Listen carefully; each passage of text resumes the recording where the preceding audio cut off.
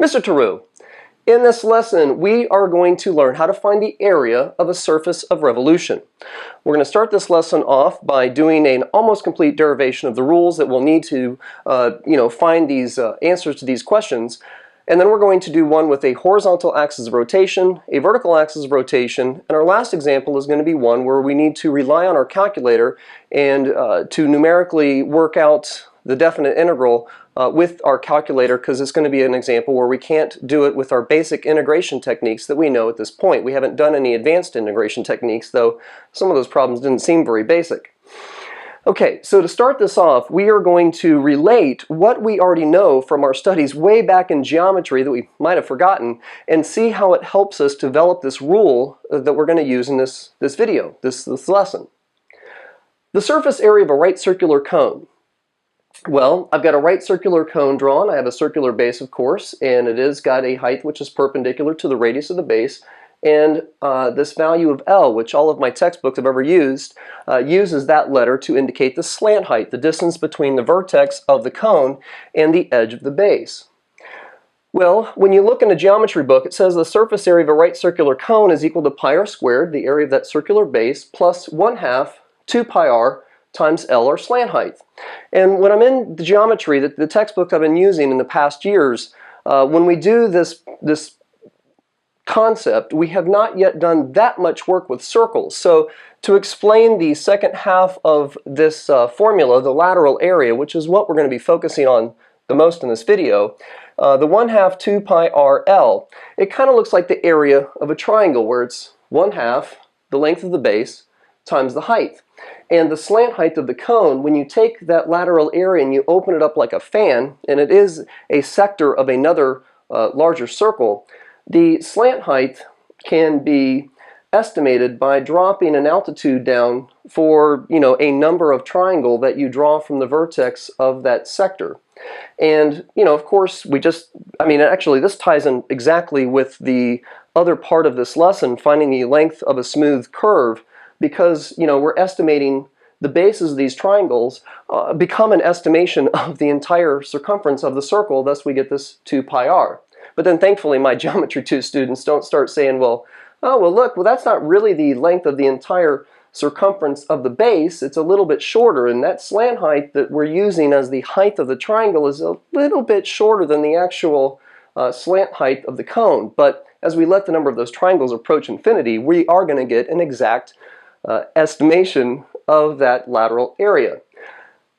So if you're in geometry, which I know we're in calculus, but if you're in geometry and you want to explain how to find the area of this lateral area, you can also do it by explaining it with the formula for sector area. Because of course we do have an angle up here, right? And we have an arc length. So to find the area of a sector of a circle, you just simply find the area of the entire circle and then multiply by what percent of the circle are you talking about. And some formulas in your geometry book would say theta over 360, because we start in geometry using degrees, but we know in calculus and maybe your pre-calculus class, we much prefer radians. Now the reason why we like radians, by the way, and that will be pi r squared times pi over 2 pi, or theta over 2 pi, we prefer radians because really radians doesn't have a unit of measure. It's the ratio of two lengths. And if you're defining pi as the length of the radius of a circle and not the diameter, then we know that, let's see, we're at 0 radians, we're at pi over 2 radians, we're at pi, which is halfway around the circle, and then we're at 3 pi over 2, and of course 2 pi. Well, when you look at 180 degrees, which in radians is pi, that's how many radiuses that you would have to string end to end to get halfway around the circle. 3.14 radians, and of course it takes approximately 6.28 radiuses, their lengths end to end, to get all the way around a circle. So it's this ratio of two lengths. And so if you're doing an application problem that actually has units of measure, when you take it's within the same circle idea. So when you take these two values and put them over each other, the units of measure are going to cancel out. So that really makes a lot of our formulas in calculus much simpler. So everything we do is in radians. So when you see this pi r squared times theta over 2 pi, well, the 1/2 comes out front, the pi's cancel out, and we end up with 1/2 r squared theta. But now in my second line, I've taken r out, because I'm just pulling this formula out of a geometry book basically, and I'm specifically changing the value of r to L. The slant height of this sector area becomes the radius of this larger circle that we're looking at here, and of course we're looking at theta there. So we have a radius of this circle, and 2 pi r, again with this idea that radians is a ratio of circumference over another radius. 2 pi r is the distance around the base, the circular base of this right circular cone. Well, the length of this arc, now 2 pi r is a complete circumference of a circle, and I'm looking at this arc and I'm going, well, the length of this arc is 2 pi r, which is not, of course, all the way around this circle, but it is the entire distance around the circular base. So we are looking at arc length, 2 pi r, over L.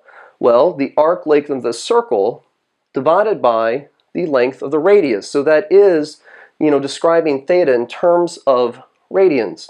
And when you do that, again, radius of this larger circle, which is that sector area, and this green r, hopefully it's showing up in the camera as the radius of our base, well, then you have L squared divided by L, and the 1/2 times 2 divide out as well, and we have yet another sort of derivation, if you will, or explanation of how the lateral area of a right circular cone is equal to pi r L. Why am I making such a big deal about the lateral area of a right circular cone when we're supposed to be finding the area of a surface of revolution, which is all curved and smooth? And well, just like we estimated the length of a smooth curve with a bunch of straight segments, when you take these segments and you rotate them around an axis of rotation, you are going to get what is called a frustum, which is formed by cutting the tip of a cone perpendicular to the height, and you create two circular bases which are parallel to each other. Well, we are going to, and you'll see a better picture of it in the next screen, we're going to be having these straight line segments that are estimating the length of a curve, if you will, getting rotated around and creating a certain number of these frustum, and the surface area, the complete surface area of these frustum are going to estimate the area of the surface of revolution, and we're going to let the number of these frustum approach 0 as they become closer and closer together. Okay, so let's get on to the next screen where we start, showing how we're going to use this diagram to help us, because ultimately the next part of this is going to be, okay, well, if we understand how to find the lateral area of a complete cone, if we cut the top of it off, how do we find, well, the lateral area or the area of this frustum, so that we can then take a bunch of them and add them up together and find the total area of a surface of revolution. Now, in the rest of this video, this first scene is actually getting reshot. I misinterpreted the definition of a frustum. I labeled it as the entire lateral area of a cone, which is incorrect. So if I misspeak a couple of times, I'm going to try and make sure to put some text over the video so that's not confusing to you, and that's why I'm reshooting the first part of this video. So on to our next screen. Bam!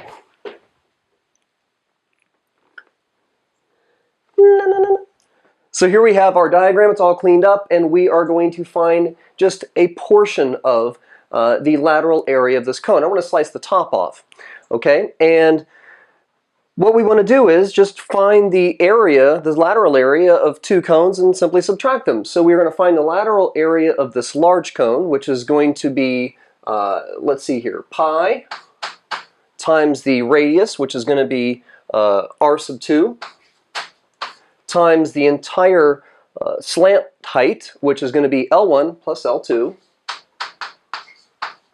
L sub 1 plus L sub 2, and this is going to be the lateral area for the large cone. Now what I want to do is I want to subtract out the lateral area of the top cone that I've cut off. So we're just going to do subtract pi r times r sub 1 for another radius, of course, times this cone's slant height, which is L sub 1. Alright, so let's pause the video and get part of this cleaned up. All right, so we factored out, a common factor of pi. I took r sub 2 and distributed it through the binomial and got r sub 2 L sub 1 plus r sub 2 L sub 2 minus r sub 1 L sub 1. Now, I want to talk about this portion of the right circular cone, and I want to remove the references of L sub 1, this top slant height, and just have this section here going from the top of our portion of this frustrum to the base, L sub 2.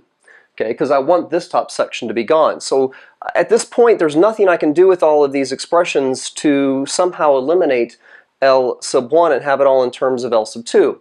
So what we have over here, we need to do something with the relation of all of these values and hopefully at some point get rid of that reference of L sub 1. Well, I've got a triangle here, which is a right triangle, of course, and we have some kind of angle up here, and then I have a large triangle, which is a larger triangle, which is also a right triangle that is also sharing this angle. So what we're looking at is the angle-angle postulate, which we learned again back in geometry to prove that two triangles were similar. So we do have a couple of similar triangles, which means that we can set up some equal ratios with corresponding sides. So we're going to say that we have r sub 1 over L sub 1.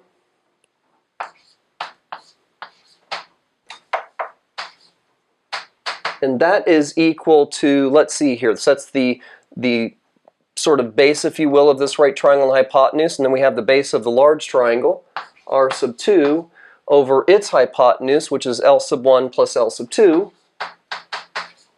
So we're kind of going back to, again, proving two triangles and using with the AA postulate or theorem, and now using that to set up some equal ratios. We're going to cross multiply this, and we're going to get r sub 1 times L sub 1 plus L sub 2, and that is equal to r sub 2 times L sub 1. All right, distributing this r through here, we get r sub 1 L1 plus r sub 1 L2 is equal to r sub 2 L1. Okay, so now what? Well, if I group these two terms together that both have the reference to L sub 1, let's see what, actually, let's do this. How about, I'm still not going to be able to do one immediate substitution and get all the references of L sub 1 to disappear, but I've got L1 and L2 here with R in these two terms, and let's try and combine. Let's not try and get the L sub 1's together, but use this R sub 1, L sub 1, get that isolated, and we'll have a couple of terms with L2's and L1's and see what happens there. Just play around with it. So R sub 1, L sub 1 is equal to R sub 2, L sub 1 minus R1, L2. And now we're going to take this, we're going to plug it into here, we're going to distribute, we're going to combine some like terms, and just to speed things up again, let's just show that in some small steps.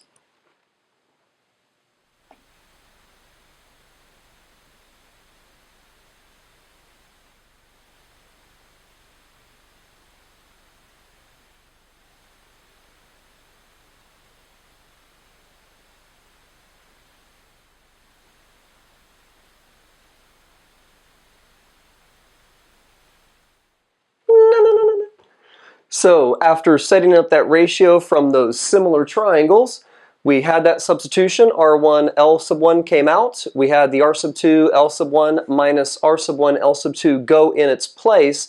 And thankfully, after we distributed the negative sign, we were able to cancel out the terms that referenced this top L sub 1 length or slant height, excuse me.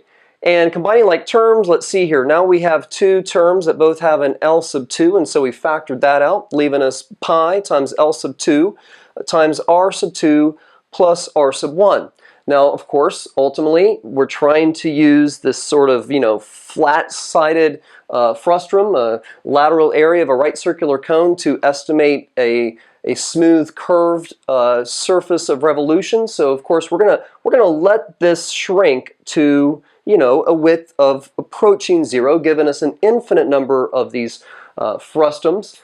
And that means that, we're looking to, we don't need a separate R sub 1 and R sub 2 radius, we're going to work with the average of those two, very similar to when we were doing the finding volume with the shell method and talking about the radius of those shells, which is the distance away from the axis of rotation. So we're going to let we're just going to let this new value of r represent the average of r sub 1 and r sub 2. And again, as we shrink the length of this lateral area, the R1 and R2 values are going to become closer together anyway.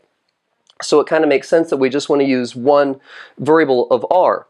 Doing that, we multiply both sides by 2 and we get 2r is equal to r sub 1 plus r sub 2. And that means that we can take this out, plug in 2 times r, and get 2 pi r times the slant height, if you will, only now the slant height is not going from the base of our cone all the way up to the top, but the distance between these two radiuses. Now this is the point where you're probably bored having me talk about all this anyway, but I'm going to skip the rest of this derivation because we just got done talking about, estimating the length of a smooth curve by a bunch of segments. And when we let the length of these segments approach 0, we saw through the derivation I did in the previous video how we're going to replace the value of L, this length, with the square root of 1 plus the derivative, or f prime of x, squared. So let's get to that screen and actually get these rules down so we can start using them finally in our 3 examples. Bye!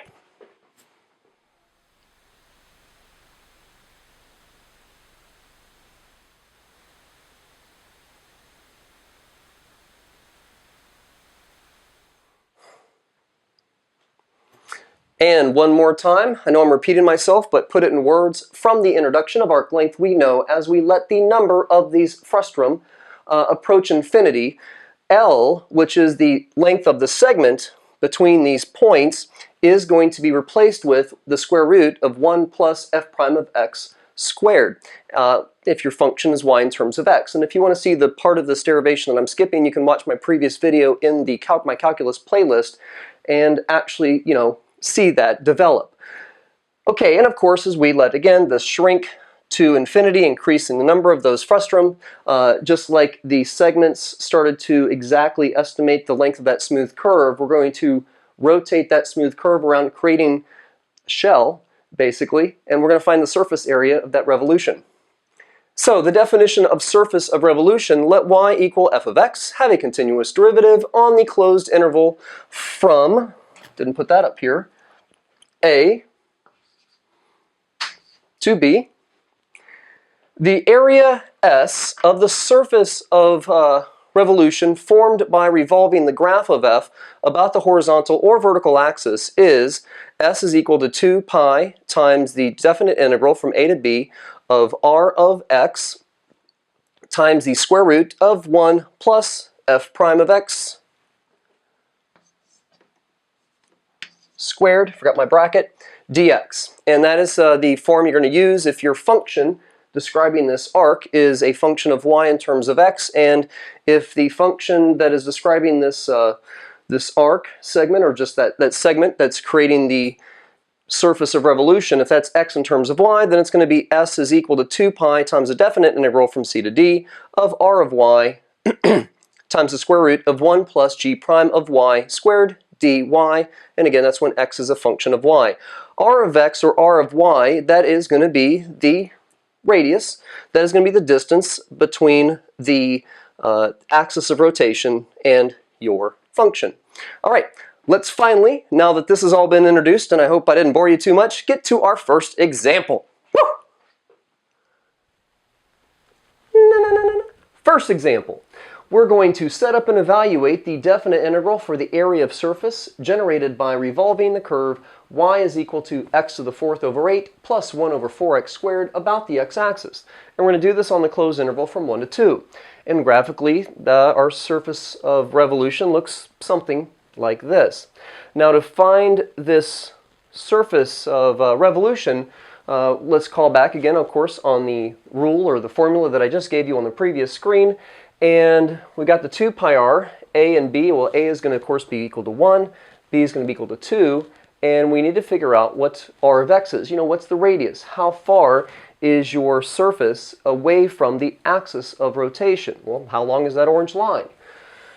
Well, in our particular example, the y value for the axis of rotation is y equals 0, and we're just finding a vertical distance, a y value, right? So the y from the function is the function itself. I mean, it's going to be x to the 4th over 8 plus 1 over x squared. That is the function giving us this y value minus the y value coming from the axis of rotation, which is just 0. And when you minus 0, nothing sort of really happens. So that is my radius.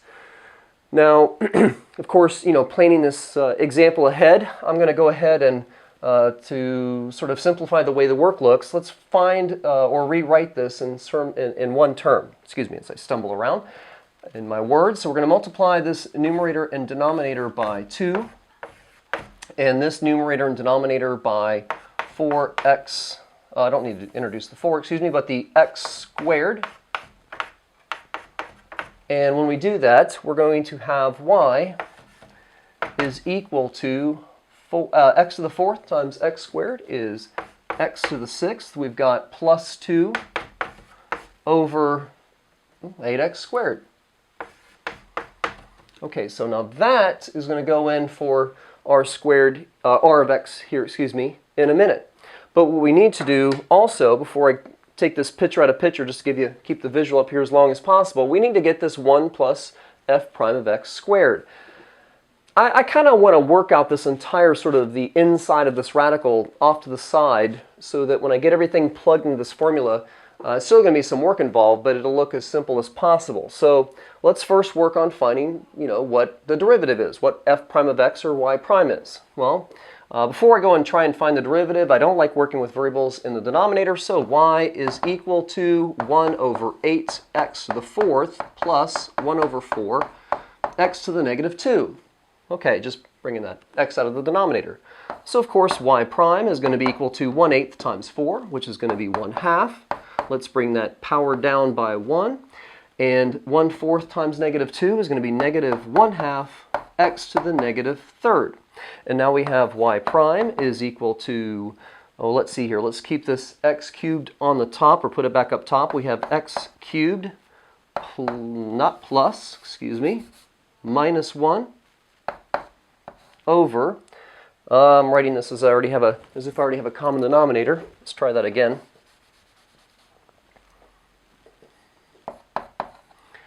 One over 2x cubed. Okay, so we got 1/2 x cubed minus 1/2 or 1 over 2x cubed. Well, we need a common denominator. Now, both of these denominators already have a 2. I don't know why I didn't just write that x cubed over 2.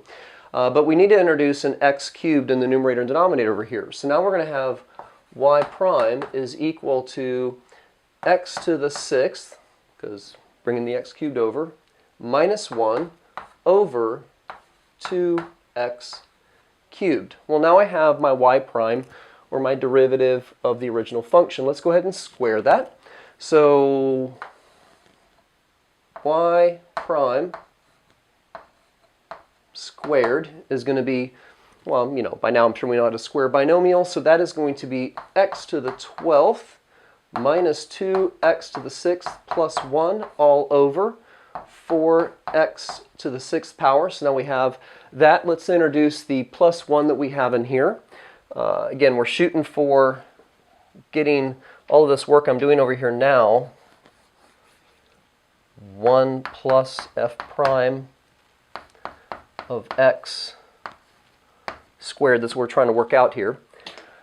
So 1 plus x to the 12th minus 2x to the 6th plus 1 all over 4x to the 6th. We need a common denominator. So 4x to the 6th and 4x to the 6th. And when we're done, we have x to the 12th power.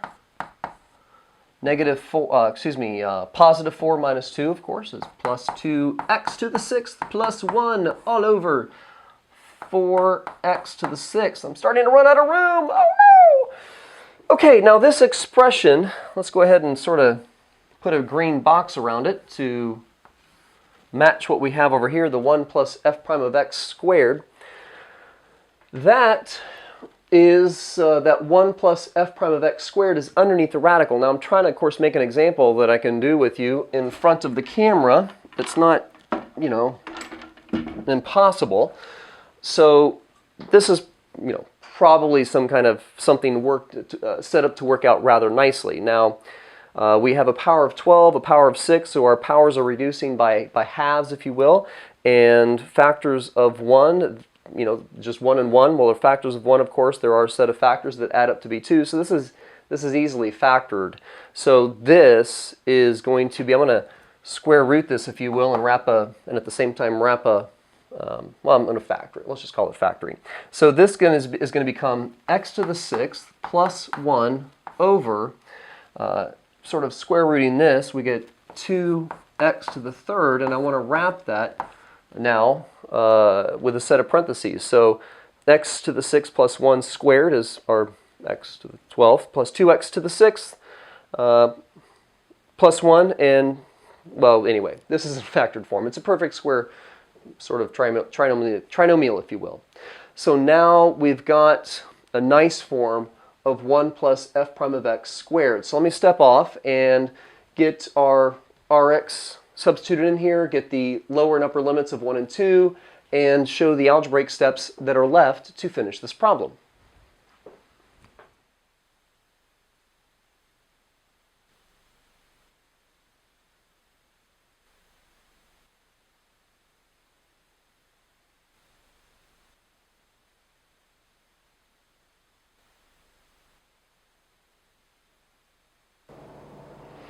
Alrighty then, we have got our radius, x squared plus 2 over 8x squared put in. We discussed about that in the green picture-in-picture. Our simplified version or expression of 1 plus f prime of x squared, which we got over here, x squared plus, or x to the 6th plus 1 over 2x cubed squared. And of course, the nice thing, right, the square and the square roots are going to cancel out. Now we're going to take these two binomials and multiply them together or distribute them, and whatever. Here we go here. No reason to have to read that out. 8x squared plus 2x to the 3rd, that is going to multiply together, of course, to be a monomial. And I just want to mention, when you're integrating an expression where the denominator is a single term, you want to just pull that apart into a bunch of small little expressions so that it's very easy to integrate.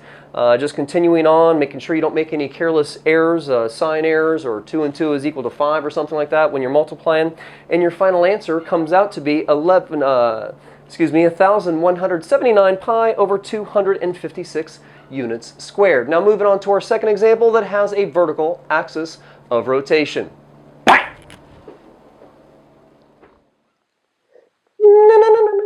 Set up and evaluate the definite integral for the area of the surface generated by revolving the curve y is equal to negative 1/2 x squared plus 8 on the closed interval from 0 to 4 about the y-axis. And when you do that, of course, we have a parabola opening down. The vertex is at 0, 8, and we're going to integrate or look at the curve from 0, the closed interval from 0 to 4. And we rotate around, and this is what our surface of revolution is going to look like. Okay, and again, we're revolving that about the y-axis. Well, we still need a y prime, and I can still leave, for these type of problems, I can still leave, even though we're going to be revolving it around, you know, a vertical axis now instead of a horizontal one. I don't need to rewrite the equation in terms of y to match that different direction of axis of rotation. I can leave it, since it's already given y in terms of x, I can leave it that way. So I need an f prime of x squared, and then I'm going to add that with 1. So if this is my y, then y prime is going to be equal to negative, well, 1/2 times 2 is 1, so negative x. Let's see. That's rather simple. And now I need that squared. So, and I need it not only squared, but added with 1. So working this into an expression that we can, again, just straight away plug into our square root and save a little bit of space, we have 1 plus negative x squared, which is going to be, of course, 1 plus, x squared. So now I have my expression that I can plug into my square root symbol there. This is my 1 plus f prime of x squared. Now I need an expression that describes the radius, how far this curve is away from my axis of rotation. Well, that's going to be the x that is defined by that curve minus the x that we have from the axis of rotation. And since my axis of rotation is the y-axis, that's x equals 0. So my radius is just simply x.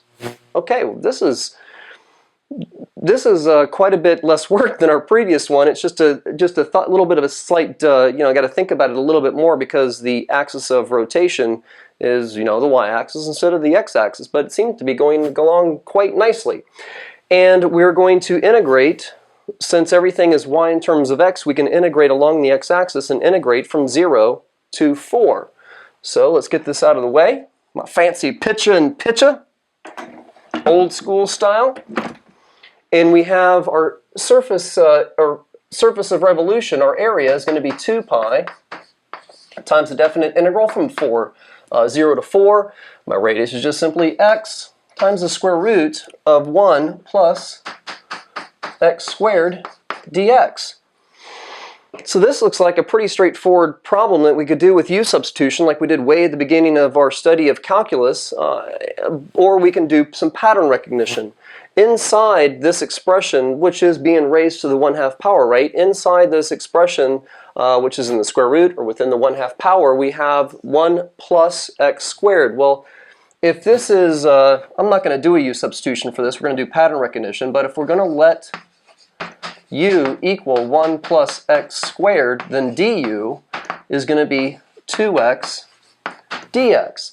So I have an x and I've got a dx. If I introduce a 2 here, then I'm going to have that pattern of my u inside the radical or inside my power of 1/2 and then outside my du. Okay, well, let's just do that. Let's rewrite this as the definite integral from 0 to 4 of 2x times the square root of 1 plus x squared dx. But I can't just change the value of the expression. If I introduce a multiple of 2, I have to divide by 2. So then we have a 2 pi over divided by 2 out front, and of course those 2's are going to cancel out. And now when I integrate, with this being my, basically my u in here, and this is my u prime, I can just say pi. I'm actually doing the integration process now, so I'm going to take this, and it's being raised to a power of 1/2. I'm going to raise that by 1, so 1/2 plus 1 is 3/2.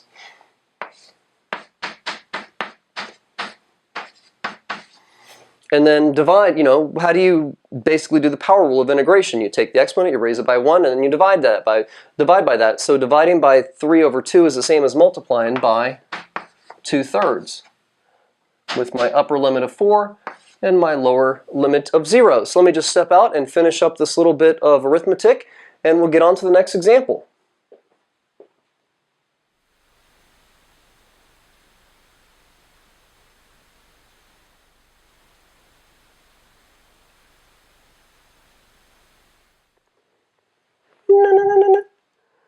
I took, to make life a little bit easier, our constant multiple of 2/3, moved it out front, then I went ahead and expanded this expression with our upper limit of 4 and our lower limit of 0, and got an approximate area of our surface of revolution of 144.708 square units.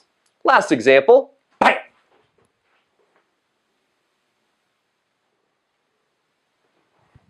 Same directions, of course, only this time our curve is y is equal to 2 natural log of x plus 3, and we're doing it on the closed interval of 1 to e squared. This is what our solid of revolution, our surface of revolution is going to, not a solid, a surface of revolution is going to look like when we again are rotating for this problem around the y-axis. Okay, well, let's find the derivative of y, or y prime, which is going to be y prime is equal to the, remember the derivative of natural log of x is 1 over x, so we have 2 over x. We're trying to fill in that formula. S is equal to 2 pi times a definite integral from a to b or c to d of some kind of radius. times the square root of 1 plus f prime of x squared dx. So we got our y prime, and you get it squared and added with 1 again, so this is going to be 1 plus 2 over x squared, giving us 1 plus 4 over x squared, and finding a common denominator, of course, this is going to be x squared over x squared. So our expression that we're going to be able to put into that square root is going to be x squared plus 4 over x squared. Excellent. Okay, so now we have that 1 plus f prime of x. Again, our radius, our function is y in terms of x, so can I keep and calculate a radius that's going to be in terms of x? That's going to be the x of our, oh, I didn't highlight the portion of this curve which we're moving around. That's from 1 to e squared. And the x from our function minus the x from our axis of rotation is going to be, just x, right? X minus 0. So our radius is just going to be x again. Okay, so we know what a radius is. We know what the 1 plus f prime of x squared is. Get this out of the way.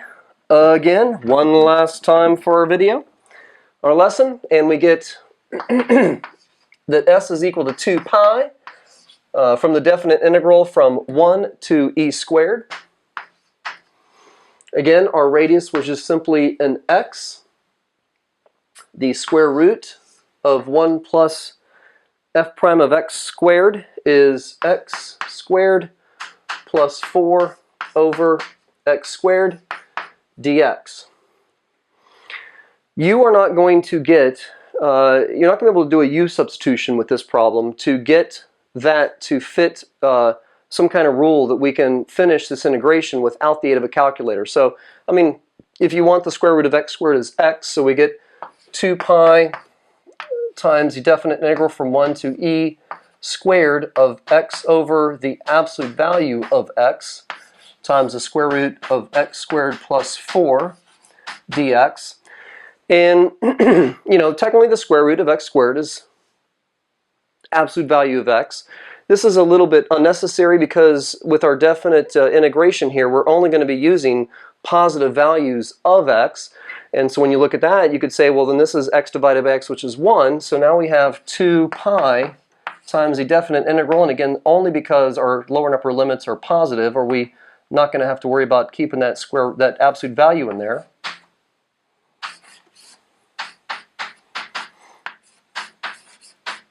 Now, if you let u equal x squared plus 4, then du is going to be 2x. But there's no x out here. So we're going to finish this with the calculator. The integration, the numerical integration capabilities of our graphing calculators, and finish this last example. So you're not going to see me again. So I'm Mr. True. Bam! Well, finish watching the rest of this example and then go do your homework. So, okay, we've got our calculator up here. We've got it on the scratch pad, and let's just go ahead and hit Menu, Calculus. We want to do an integral. The lower limit of that was 1, and the upper limit was equal to e squared, but I see I forgot to include the 2 pi out front, so let's do 2 pi, enter, times. Now, finishing that expression inside the integral, we had the square root of x squared plus 4 dx. And Control Enter to get an approximated answer, and that's 189.982 square units. If we had put the expression in like I had it with the denominator of x squared, that would have been, let's see here, how about 2 pi times, and this is another way you can get to it, hit this little button here, choose the, let's see, where did it go? Right there, bam. Enter, lower limit of 1, upper limit of, again, e squared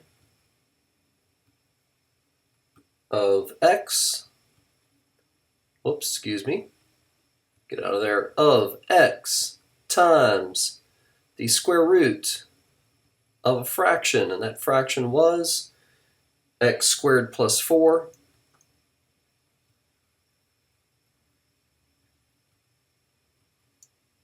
over x squared, again dx, and control enter, and we have the same 189.982 square units. So this is Mr. True. Thank you again for watching, and now go do your homework.